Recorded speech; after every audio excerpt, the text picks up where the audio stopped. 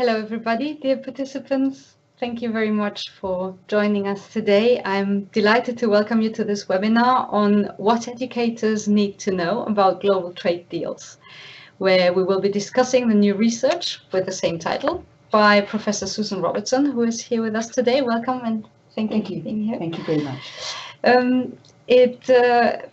It is a very special occasion because Professor Robertson is actually working at the University of Cambridge at the Faculty of Education, and she is visiting us today here at EI's headquarters to talk about the implications of global trade deals in our sector.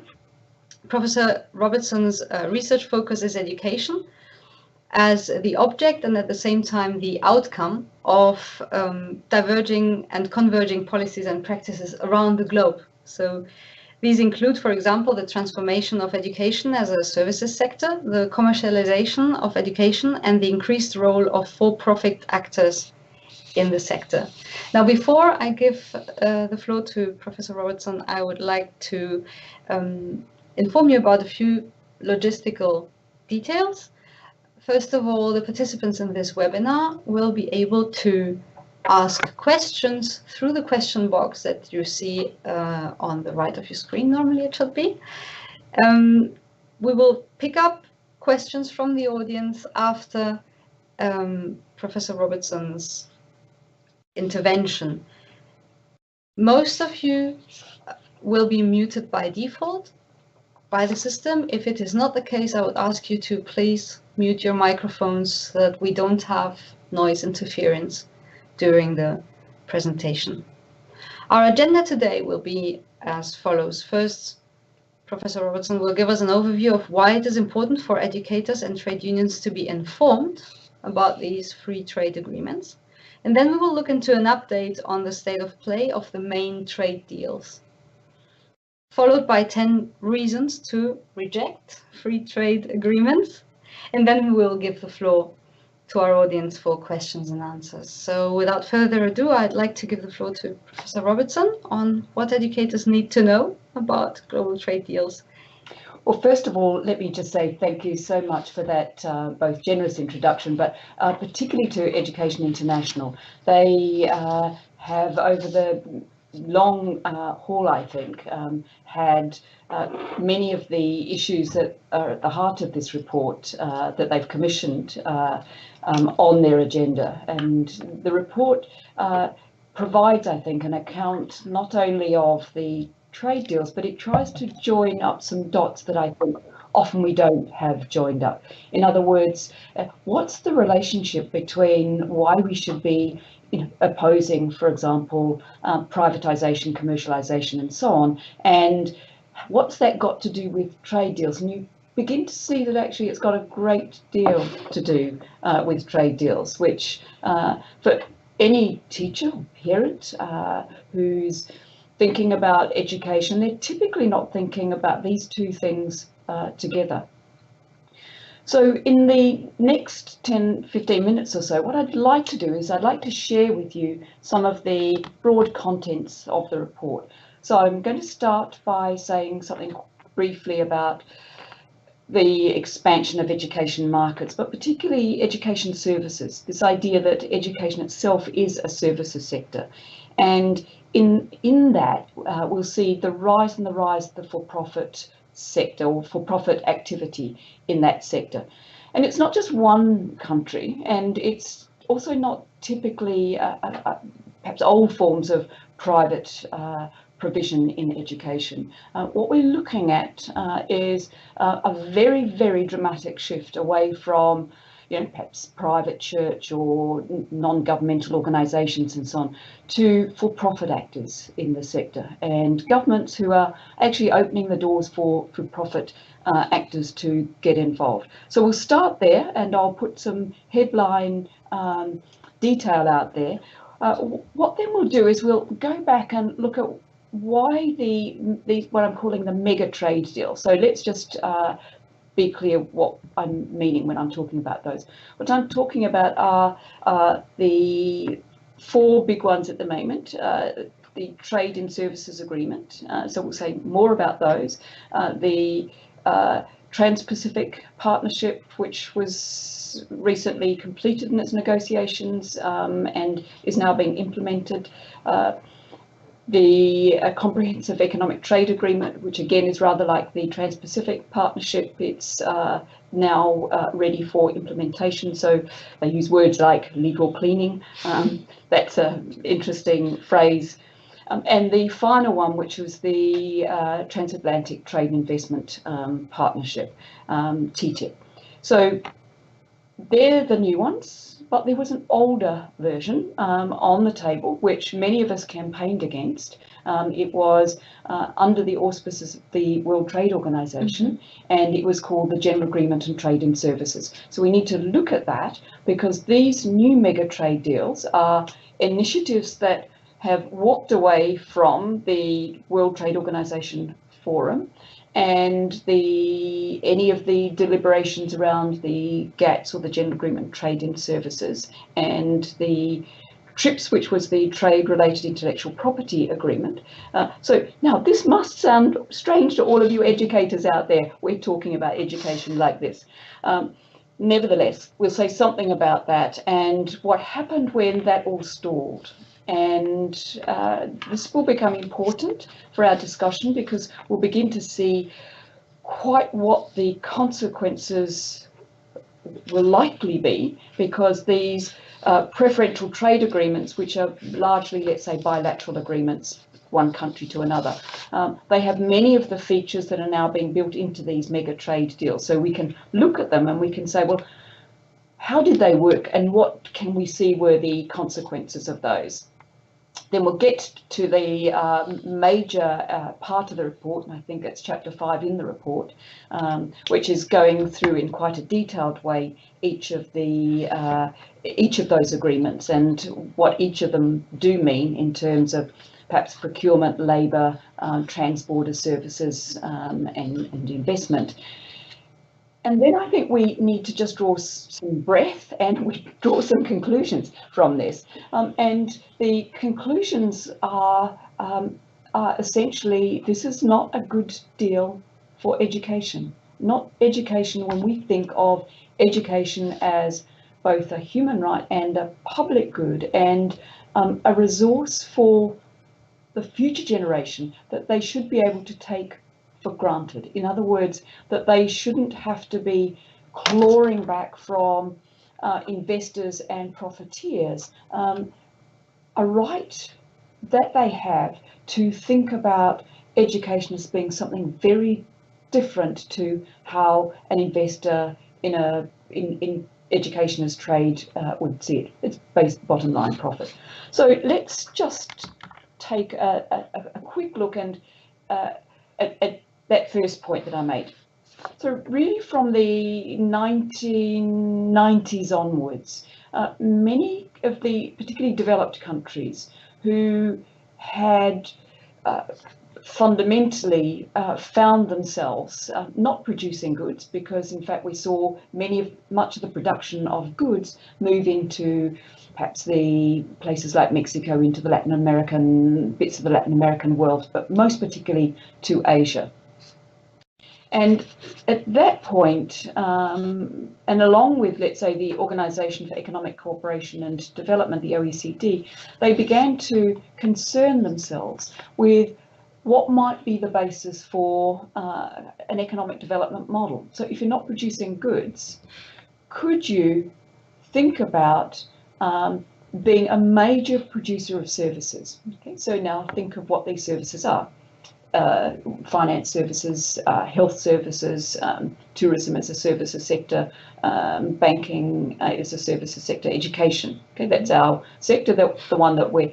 Now, not in your wildest dreams do you begin to think that essentially this is not just a sector as some of the commercial lot will look at it, but a sector that's now, according to some of the investment banks, is a sector that's valued at something like 4.3 trillion. And they can only say that if they commodify it. In other words, Every education investment service, whether it's taking out a loan to go to school or go to university, buy books, all kinds of activity that we never thought was potentially tradable. If we commodified all those things, essentially this now opens it out to investors who want to invest in the education sector. Now, what goes along with that in the 1990s and throughout the 2000s is also there's a kind of radical overhauling of many education departments. Quite a lot gets outsourced, so quite a lot of inspection, consultancy, curriculum development and so on. That moves out to the private sector, for profit, in some cases not for profit. But we also see government departments also operating and trying to operate schools as if they are rather commercial enterprises. So we've got this quite significant shift in the education sector at all levels, from early years right through to universities.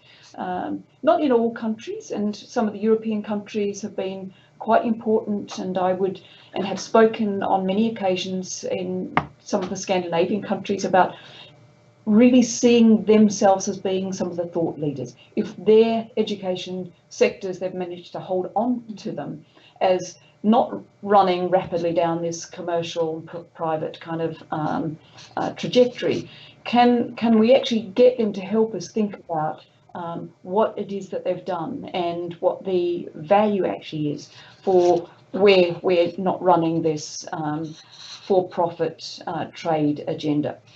So this idea then, and you'll see on the slide that the Australian government is a major player in wanting to bring education services into the services sector. It generates very significant revenues for the Australian government. And some of you will be surprised, it's the fourth largest GDP generator after iron ore. Okay? And that's goods and services in Australia. Another example I like to use is New Zealand. Trade in education services generates more than the wine industry. So what are they saying that they're trading? It'll be branch campuses, it'll be language schools, it'll be universities charging full fees to students. Any amount of that education activity now will be wrapped up and included in trade in education services. So you could go to scale, you could actually move out across your national territorial border, and this is where trade becomes important. If you can go and generate economies of scale and scope, you could set up in Malaysia, perhaps you could set up in China. And this is actually where trade deals become important, because you want to minimise the regulations that might matter to whether you can set up or not. Okay? So perhaps in China there are rules about what the percentage on any governance arrangement is, always generally in the direction of the mainland China, 51%. If you didn't have to put up with some of these regulations from governments around the world, moving, this is the language that gets used, a commercial presence, or moving people across borders, or perhaps students across borders, or we might be able to, foreign direct investment coming into a country and so on. If there were trade rules that made those things easier, those countries that are particularly interested in trade and education services, and there's the big hitters, Canada, United States, the UK, increasingly many of the European countries, New Zealand, now countries like Malaysia now face into the Islamic world, so they're interested in trading education services into the Islamic world. That's a new market for them. Singapore set up, it trades, it sees itself as a trading services hub, and education is in there. So you can see that education, if we consider it potentially a services sector, has caught the eye of government. Okay? It's court who are backing some of these negotiations. Not many of the governments are not, and this is something we need to campaign against. It certainly caught the eye of the investors, and I could use some examples that EI have been following, Bridge International Academies. If you looked at their future model, they saw that going to scale was 10 million students being enrolled in their schools. If I may interrupt you just 1 second, because this made me think about the rights versus services approach, right? Yes. What you're saying is that basically education, which used to be regarded and treated and legislated as a right by the nation state, has become a service. So what I would say is yes, exactly. So it's imagined that it can, and in many cases it has, but it's, I would say for the moment, which is why it's the moment for us to act, that it's still quite unstable. There's still enough concern about it being a public good and a right that it's also it's not able to just pin down very firmly and very clearly that it's a tradable sector. So this is why people do campaign, because they see that it is, they buy into the narrative that it is a right and a public good. So if we saw that as a competing set of ideas to this other, that it's a tradable good. So here's now two possibilities for education, and one hasn't completely erased the other. One is attempting to, but it's an uncomfortable truth also that it is actually a right, and it's enshrined in the Declaration of Human Rights in 1948 in the post-war period, and it's also enshrined in the rights of the child. Okay, and particularly what's enshrined is, and this is a comment that Martha Nussbaum is making very strongly too. It's part of the right for you to become, let's say, a politically engaged citizen. So in the fullest sense of your right to be engaged as a person. So that's the business that education should be in, rather than the business of profit making. So many different forms, perhaps, you know, and I won't take up too much time because let's get to these trade deals, but let's just look at what was on the table much earlier to do with the GATT. So GATT is the General Agreement on Trade and Services. It was launched in 1995 or 6, actually, as part of the New World Trade Organization when it was launched, and it aimed to include education like a good.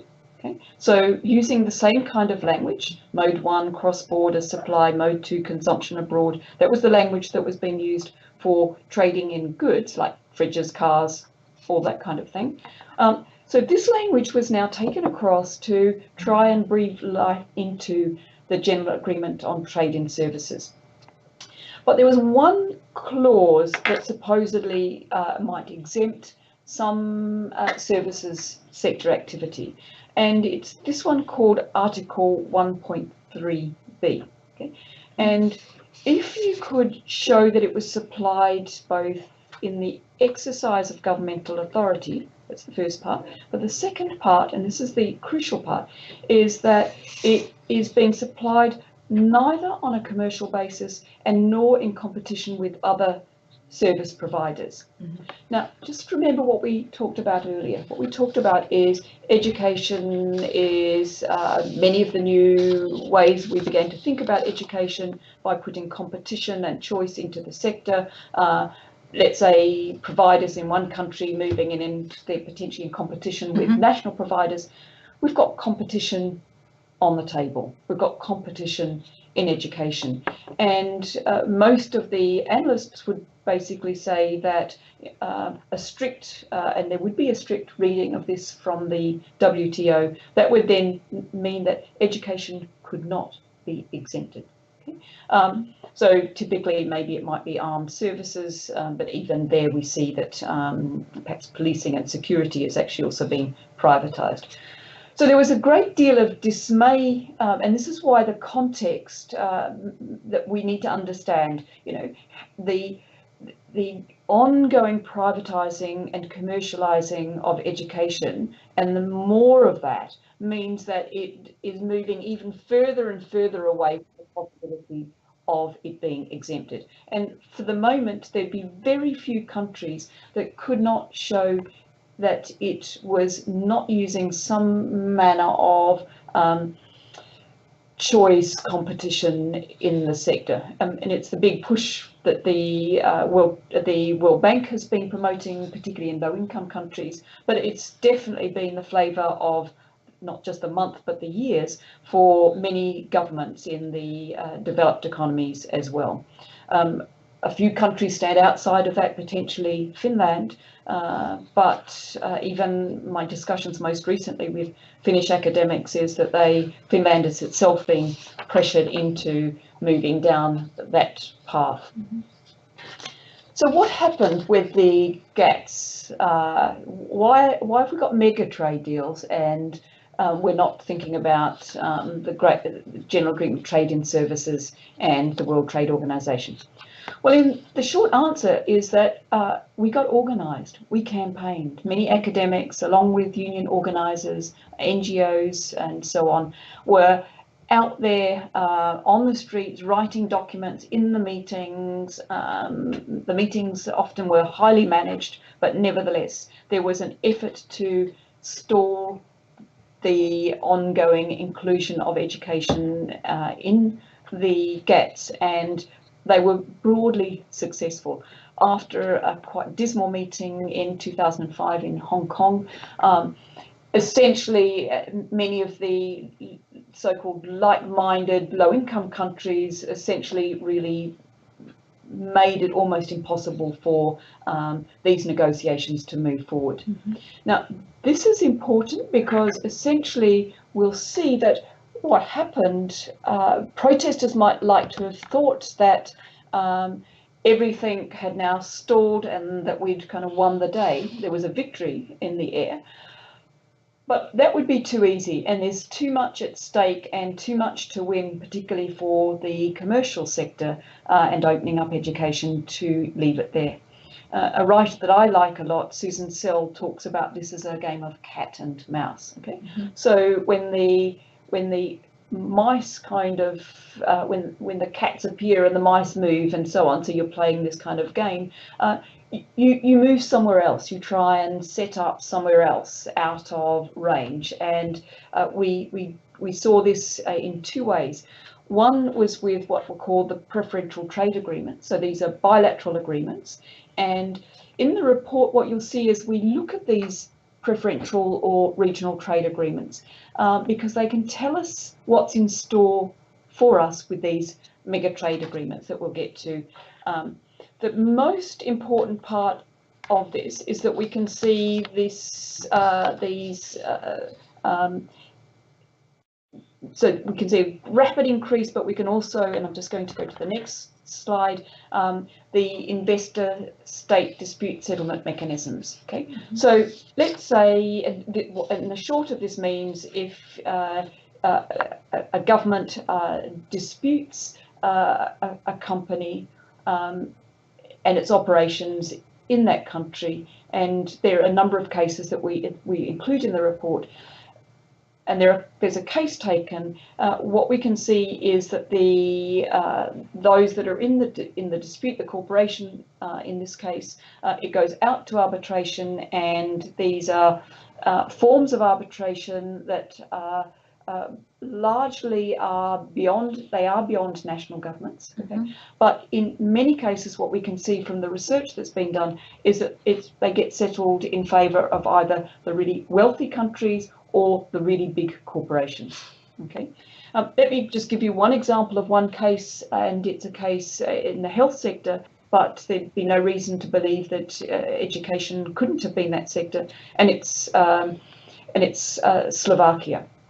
So Slovakia makes a decision in a particular year to open up their health sector to foreign providers, and it was a Dutch company that was the health provider.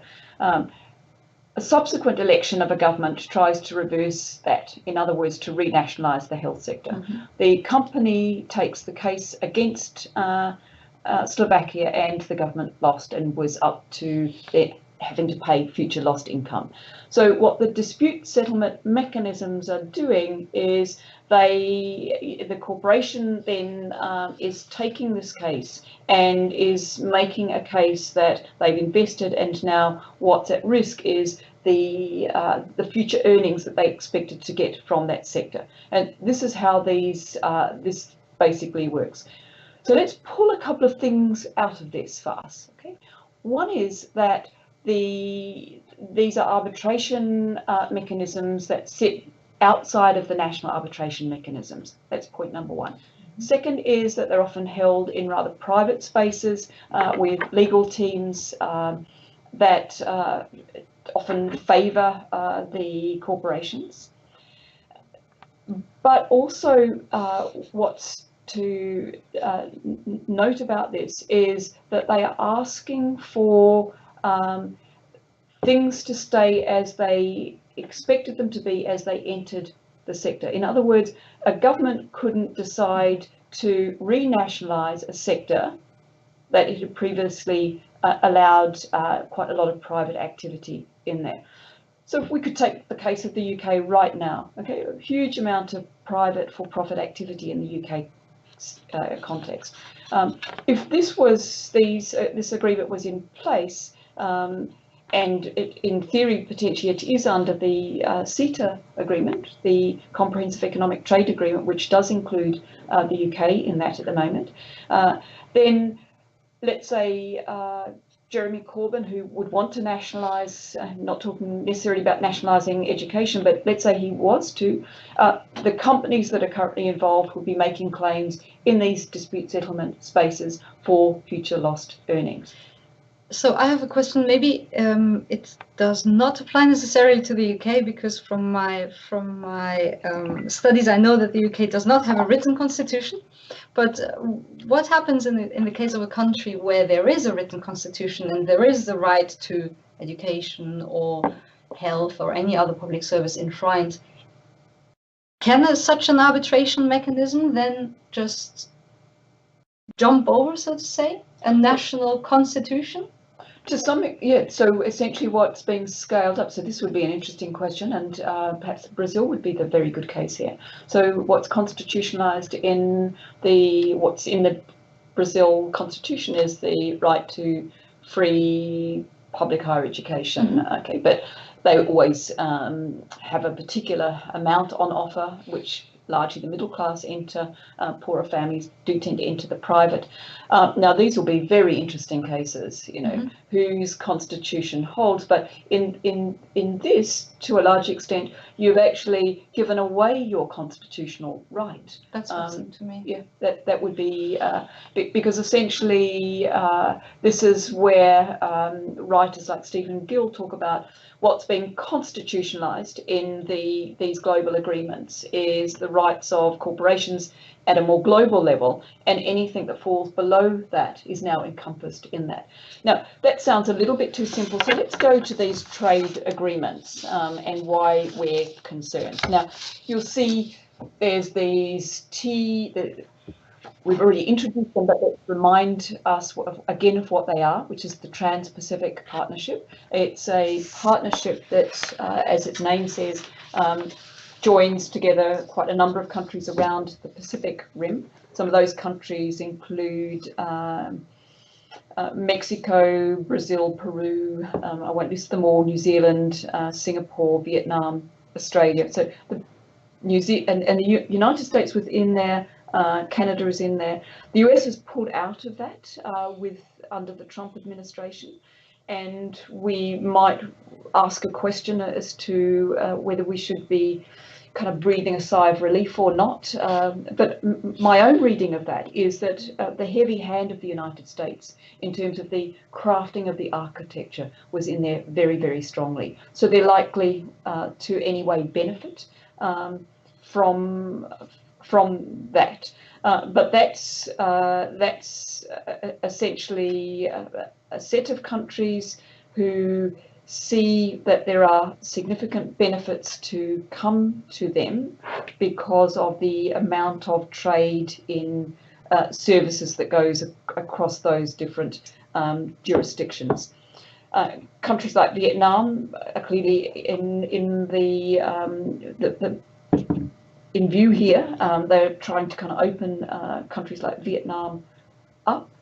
Japan is also in that, but the benefits essentially are to across the Pacific Rim countries to have much easier movement of investment, so foreign direct investment, procurement, easier labour laws across these spaces and so on. So that's the first one. The Comprehensive Economic Trade Agreement, this is Canada and Europe. And here, clearly Europe is a much bigger country than Canada. Europe probably only exports something in the order of, it's about 12% of the trade from Europe goes into Canada, so not huge in that sense, but you probably have to think about the way in which both Canada and the United States through NAFTA can move things across borders. So that would benefit US companies who could set up easily in Canada and then move across. The next one is the Trade in Services Agreement, and this is a group who are it's a bunch of OECD largely countries, so there's 23 negotiating parties here. One of them is the EU, so that brings with it at the moment 28 states. If the UK leave, it will be 27. But essentially, and these figures are interesting, what they are estimating is about 70% of the cross-border trade operates across the OECD countries, but about, and the EU has something in the order of 36% and the USA 27%. Okay? And about 30% is outside. This is trade in services. So if they were to be able to bring all of these other countries into those negotiations outside the World Trade Organization, their promise is that what they'll be able to do is deliver a new multilateral regime. But note, it's low-income countries are not in there, and this is highly problematic because it's them who are being viewed as potential markets to open up. And then let's just quickly finally go to the TTIP, sorry, and this is the United States and Europe. So just a quick thumbnail sketch as to what the issues are. One is it involves big corporations. You can see this in the Pacific region, in the European space, services forums, in the US. So these are very large corporations that are actually involved. Middle-sized firms and small firms are worried about these developments because it's the big corporations that are kind of pushing this a lot.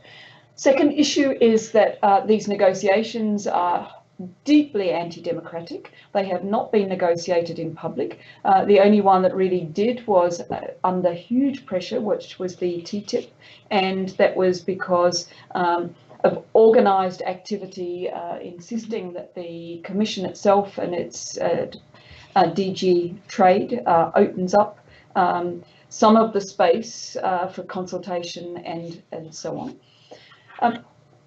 We're always told that these negotiations are good and good for economic growth, and they use a very specific kind of modelling system here to do this, which is the computational economic modelling system. They use that to negotiate and deliver the NAFTA, which is the North American Free Trade Agreement. And if you look at all of the outcomes of that agreement, you'll see that in fact there was not good growth for all of those players, and if anyone benefited, was the United States. Certainly not in any way according to prediction for Canada, and definitely not for Mexico.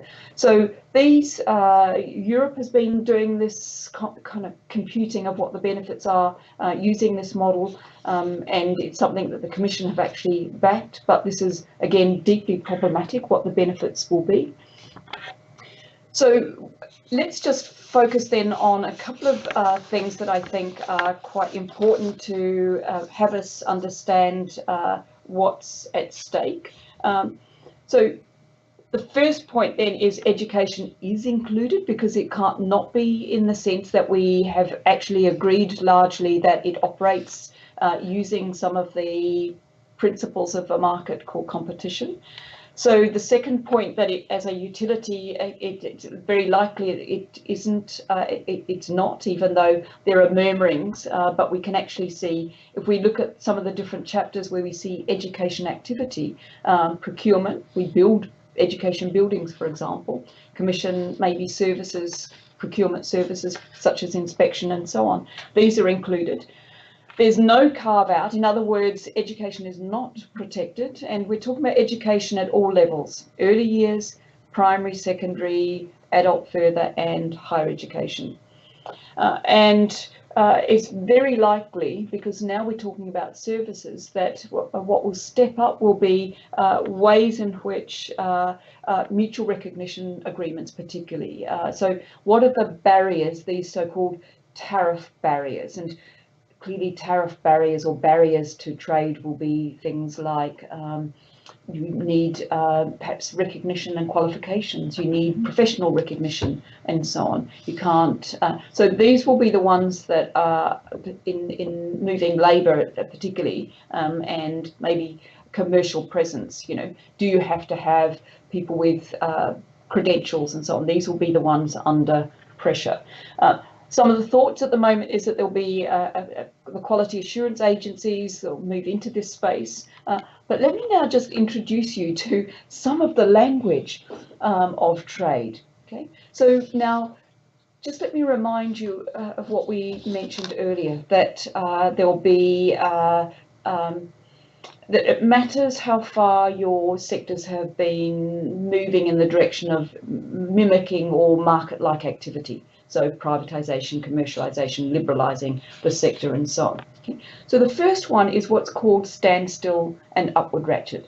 So if your country happens to be agreeing and is in agreement and is now a member of one of these agreements, the standstill means you stay where you are right now, and there's what they call an upward ratchet. Okay, so any new activity into the future now will be included. So it will be progressive liberalisation.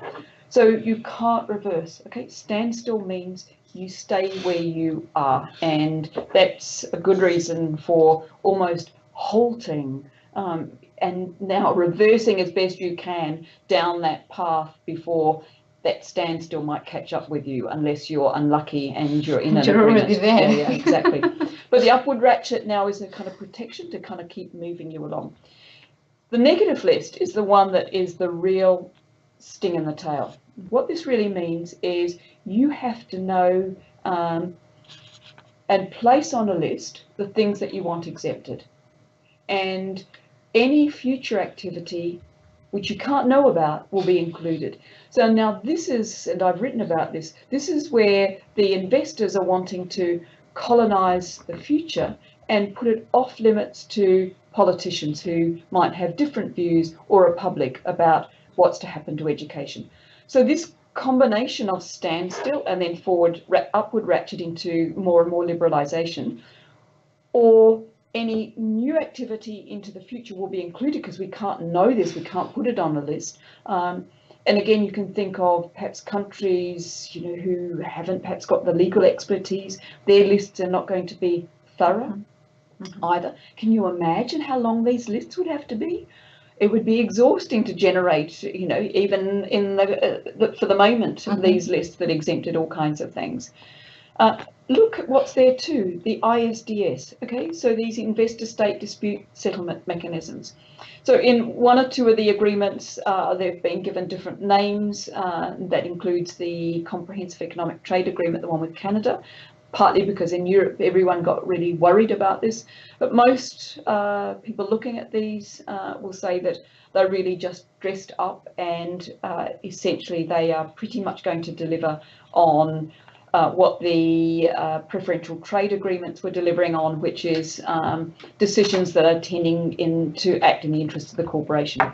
The removal of non-tariff barriers. So again, these are, insisting that we have credentials, a qualification to practice. The governments might have regulations like safety and so on, school buildings, or we can think of lots of things that are, we know some of the issues that were on the table with companies like the Bridge International Academies. It actually wanted to be able to just set up its schools without any government regulation, and in fact putting government regulation to the side, saying that's a barrier to their trade.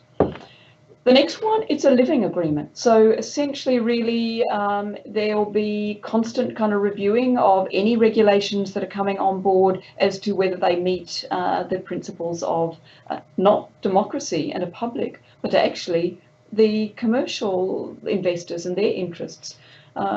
Ratification is really interesting because essentially, even though the domestic partners, New Zealand and so on, haven't all ratified these agreements, the general view is that a good 80% could be actually on its way and in action already. So even though we thought we might have a mechanism by not ratifying, and in other words, I know in the case of the UK, it's 1 month for it to be aired in the Parliament. It has to have 100% agreement to reject it. The agreement of one person would mean that essentially it cannot be then rejected. So essentially, I would say it's kind of stitched up, if you want to put it that way. Okay, so let's get to really what we need to do about this. There are many reasons, more than 10, to say no, but for the sake of convenience and I think clarity, I think because education has not been excluded, we need to say no. We want education, let's call it the future generations' education, protected, and it is not at the moment. The negative list, okay, it locks in a neoliberal future. Let's be clear about that. That's what it's doing. The investor-state dispute settlement mechanisms, these work in the interests of corporations, not the public. This is a really good reason to say no. Fourth, there are inherent tensions between public services and neoliberal trade deals, that we think that one could be the other, and that one could negotiate and trade away the other, is just an absolute heresy in terms of education, democracy, and a confusion of what our interests actually are. Some countries get to be rule makers, this is point 5, and others rule takers, and particularly the United States saw itself, and particularly in the TPP, it was using the TPP to try and isolate China, so foreign policy, and again, confusing to some extent trade policy with foreign policy, and education has been caught up in that. Sixth, progressive liberalisation means reducing non-tariff barriers, and while it sounds, this is non-tariff barriers, what does that mean? Concretely, this means labour standards, professional autonomy, all those things that that protect public services as public good services, okay, in the public interest services. Seventh, secrecy is anti-democratic. Clearly, this is why they want it in secret. They don't want us to know about it, but this is something that we not only need to know about, but we need to have a say on. Eighth, there's the unconstitutional nature of the ratification. I mean, how is it that if one person votes for it's included. You know, how is it 1 month in a parliament for any form of deliberation, and to call that proper democracy? This is outrageous. Ninth, it closes down policy and political space. And this is the most one of the most compelling arguments, I believe. And I want to link this to the Sustainable Development Goals. We know that in order to navigate the future, a very uncertain future that is tied to climate change, conflict, we don't know necessarily the kind of education that will work best for our future population and their entitlements.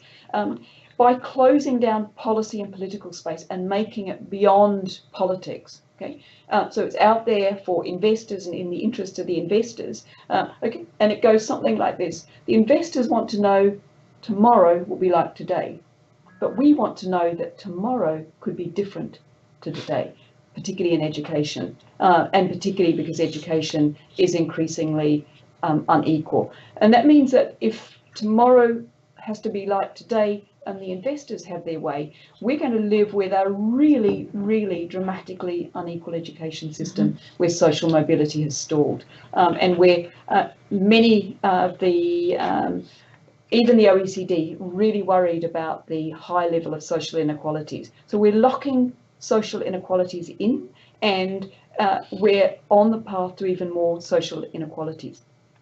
And then let's finally just kind of finish with this, that the promise of growth for all through trade and education, it's not just narrow, it's wrong. This liberal trade agenda that we've lived with for the last 16 to 20 odd years has delivered us global inequalities.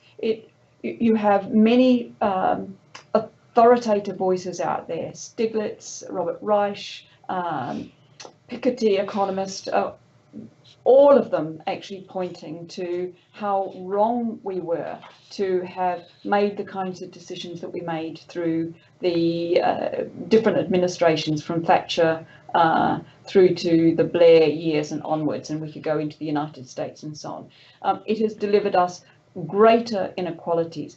If we want to stay true to access for all, the Sustainable Development Goals, we need to have a very different way of thinking about education as a public good and as a tool for democracy. So 10 reasons to say no, and I hope you'll take those 10 reasons and debate those in different parts of the world. So thank you.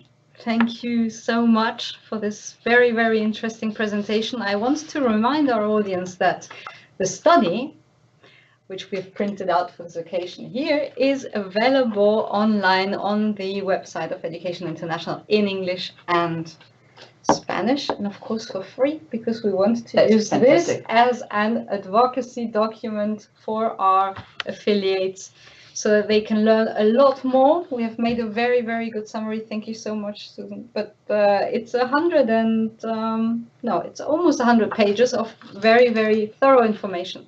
So I also want to thank my collaborators, Joanna Tidy and Santiago Ayusa Arcus. They were wonderful collaborators on this, and they also deserve my thanks. Certainly. I hope that that our participants and our listeners are finding this webinar interesting. I see we have already a couple of questions. One is more of a statement, which I like very much, and I'm going to read it out to you. It says, "These secret trade courts are an outrage. Workers everywhere need to unite to prevent corporations ripping off the state."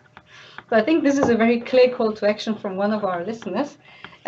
How would you say can unions, and especially education unions, counter these trends? Apart from, of course, learning, which is the first step, but what's next? So I think learning is the first step, and we need to get our facts right, and these facts will be changing almost as we speak. So we need to monitor developments as well. And I think in all the different national constituencies around the globe, having in some way, some dedicated money and monitoring that is kind of looking at what's going on the ground in these places. Now, typically these are in the trade departments. Okay, they're the ones that have negotiated. So it means also education. People have to think about, asking people in the trade departments what's actually going on, and so on. So monitoring, I think, getting a clear sense of what the implications for each of the different countries, because they will be differently involved in some of the different agreements. So what's it mean for your country and for your sector called education, but specifically also the subsectors of that sector. In different countries around the world, some parts of that sector, whether it might be primary, secondary, or elementary and high school or early years, they will be differently kind of involved or incorporated into the commercial and privatising agenda, and so I think we need then potentially in countries more nuanced accounts of quite what that might mean for these different sectors. And then I think it is a question of being joined up in our campaigning. When we allow ourselves to be not just ignorant, but divided, the strategy of divide and rule, that's a very effective strategy. And then probably a third step is to insist that things don't happen in secret. This is profoundly matters of public concern, what happens to education. And I'm at one level still heartened that there's enough of a sense of urgency around the need to hold on to the idea that education is a public good, it's a societal good, it's an investment for all of us in the public and social interest. So getting organised and campaigning, I think, in the multiple ways in which we can effectively use the different media, social media and so on. Yes, I find that very interesting, and actually Education International joined into a campaign recently about universal healthcare. So it is actually happening already that the different sectors are joining in order to defend public services, and it is, I think, gaining quite a bit of momentum, but also, as you mentioned rightly, unity is fundamental. Yeah, and bits that we haven't kind of mentioned, some of it's, you could imagine the TRIPS agreement, which is the trade-related intellectual property. Now that sounds like that's to do with something other than education. Think about libraries, think about books, think about journals, think about the digital infrastructures we use. Okay? All of those are also on the agenda in these agreements as well, because they've incorporated some of those elements into these trade agreements. And I know EI, and congratulations to EI, is currently working on these issues, and so look out there for other reports that EI is commissioning, because things like so-called digital lock. So how many times can a library just download a journal article according to the number, or an ebook gets read before it gets locked? Now, we might have thought until the book wore out, we could have thousands of people reading this book. And in theory, thousands of people could read an article at once, all at once. Okay, but the publishers are using the trade agreements to negotiate digital infrastructures and intellectual property in there. So again, that's also something we need to be monitoring. It is a very vast area that is comprised in these trade agreements, and of course what it means for teachers in the classroom and in universities, not just for the student as a user, but also for the teacher as a disseminator of knowledge, right? I guess it might have implications. For instance, one of our participants pointed out the case of a graduate student called Diego Gomez, who is a Colombian graduate student who had faced up to 8 years of jail as he posted another scientist's thesis online. And what do you think the education community might have to face if this if these provisions and TTP is adopted, what this. So in his case, what Yes. were they accusing him of? Well, I think they were accusing him of disseminating copyrighted knowledge. Okay, yeah. So money is to be made then clearly when they're so concerned about who owns the copyright. And to be fair, if you read it, and at first glance, it looks like the creator owns the copyright. But let me just remind many of us, perhaps who are writing, in the academic world, we sign away copyright, okay? Unless we're prepared to pay something per paper in the order of, let's say, £2,500 per article. Okay, then we can own it. Now, if you're a junior scholar, you don't have that money. Okay, some of the science big foundations, Wellcome and so on, are trying to build some of this money into their budgets. So the idea that the creator owns the intellectual property at first glance looks interesting, but you begin to realize very quickly that actually we don't own that intellectual property. So they're not part of the public actually, and part of the commons. And while we might talk about open access only happens after a substantial amount of money has changed hands. So in the case of this particular individual circulating material that, let's say, the companies believe they own, okay, now he may well have thought that he actually, as being the owner of this material, will begin to see quite quickly that actually the publishing world can be actually quite fierce and quite cruel in terms of demanding their right as owners.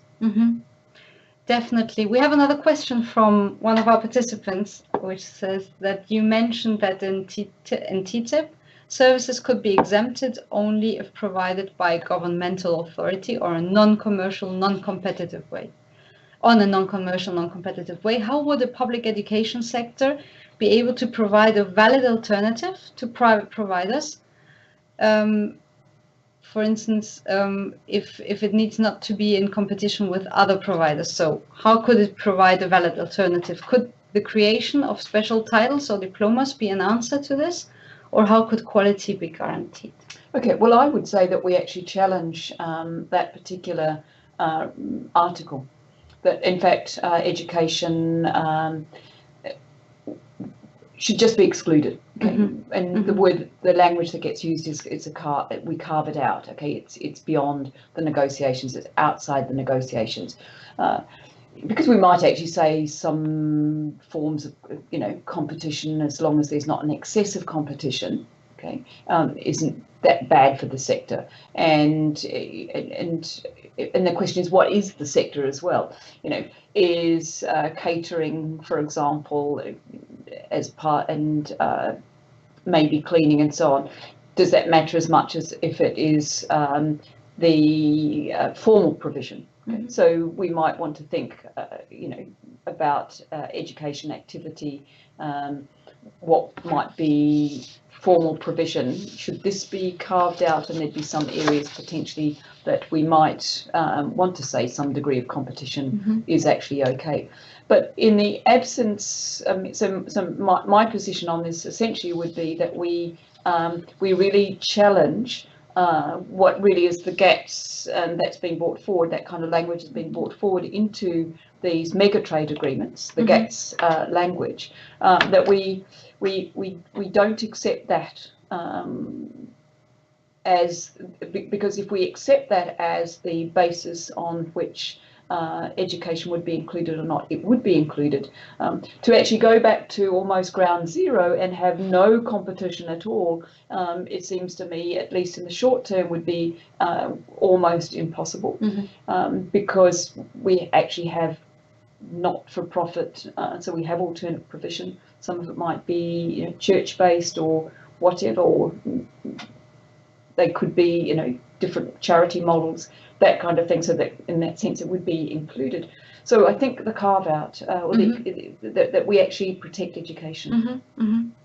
And maybe one last question, going back to a little bit of a broader topic that you brought up when you talked about inequality, about the divide between countries that rule and countries that follow, about the inequality that these policies bring with them, because there is no such growth for all through these recipes. That actually reminded me a little bit of the SAPs that were imposed to developing countries, and then at that time only to them, and now it seems to be just this ideology and the neoliberal recipes that are being applied everywhere, right? So speaking of inequality, one of our participants is asking the following question. It says, the World Inequality Report launched on Thursday shows that the richest 0.1% of the world's population has increased its combined wealth by as much as the poorest 50%, or 3.8 billion people since 1980. Is inequality inevitable? No, it's not inevitable, because we can see that actually that was a trajectory that changed over time. So you're absolutely right to draw that to our attention. The top 1% have as much wealth as the bottom 50%. Top 1% is the bottom 50%, which is an extraordinary state of affairs. But if we were to go back even perhaps even a decade, so this has been spiking upward, and this is we saw it spike even further. There was a tiny blip in 2008, but many of the incredibly wealthy did very, very well out of the financial crisis. Okay, so that those who caused it actually were huge beneficiaries of that crisis. The top quintile of the top quintile, right? That was that. And there's nothing inevitable about social inequalities. This is actually, we have words to describe what we could do about it. It's called redistribution. It's called taxation. It's called managing money in tax havens and managing and making, you know, who's invested there more visible. So the different papers, the Panama Papers and so on, have actually done us a service by actually revealing, you know, what's actually going on. I did a very quick calculation, perhaps just over a year ago, when the Panama Papers came out, and in fact I was at a forum amongst many of the members of EI, and if we were to use that money that was in tax havens, it would solve the deficit in the education deficit globally. So everyone would have access to education if we could convert that money that's in the tax havens, that several of the economists have actually been kind of almost conservatively calculating. So it's not inevitable. It's a consequence of decisions that get made, increase some of those decisions we are not privy to. But we can reverse these things. We see more equal countries, and here's the interesting fact. Countries that are more equal have higher degrees of productivity. Okay. Now that's an important fact for us to hold on to. Countries that are less equal have lower levels of productivity. So it's on all of those. So more equal countries, which is what we want. We want higher levels of productivity. We actually want, in many of those countries, we can actually see that they have education sectors where they value their teachers, they pay them well, they have limited amounts of commercial activity in those sectors, because actually the commercial presence, particularly if it's in forms of provision, infrastructure and so on, they're creaming off a bit of public money, typically it's public money, into their profit-making activity. So if that was in the public realm, the public are the beneficiaries of that, okay, not the private investors or the shareholders. Maybe one very last question, and I thank our participants very much for being so active in our little chat room. Maybe that I can intertwine in a way. So our participants seem to be concerned about action. Now that they've learned everything that educators need to know about global trade deals, they want to be more active and get into the into advocacy, get into the media. So maybe linking the two last questions that I have received here through the chat room, it would be, could you maybe name two steps, one at the national level, one at the international level, for trade unions to do now as they leave this webinar? And how do you think we can get this subject into the media, working together with journalists? What could be maybe one, how can I put it? How can we get it into the media through a very simple message? Okay, so I think in all the, I mean, every country in the world needs to be concerned about it. Okay, not just those countries who may or may not be signed up, because if you're not in one of them, you're obviously also the target of some of these countries wanting to trade in education services like that, or moving people and so on across. So one would be to actually, it seems to me, send letters to try and organise a petition to their Minister for Trade and their Minister for Education. Also to the Minister for Trade. Both of those, okay. And but it seems to me that somehow we need a public campaign. Okay, so this would be where, and it's not just EI, but it's, for example, or union organisers, it's many of your parents who send their children to school or university and so on. They have a right to know that actually their government, their Minister for Trade or their Minister for Education, at whichever level of governing, and that may be several levels of governing. If you're in Canada, it'll be both provincial but also federal. Okay, to those ministers to actually ask them to withdraw or ensure that education is carved out. Okay, that it's excluded from these. That we want actually a commitment from those governments that will actually be the case. Okay, so that means not locking education into this progressive liberalisation, that there aren't negative outcomes, for example, for countries if they wanted to change their policies in a different kind of direction. That would be a really important first step. I think the second one is to actually see that by joining up across different public service sectors, education with health and so on, and then across different countries, that this is actually probably a partnership. If we think of one of the Sustainable Development Goals is generating a kind of a global partnership. This seems to me this would be the perfect global partnership to meet one of the Sustainable Development Goals, to get together in a partnership that actually insists that education is for a very different purpose to what trade deals have for it.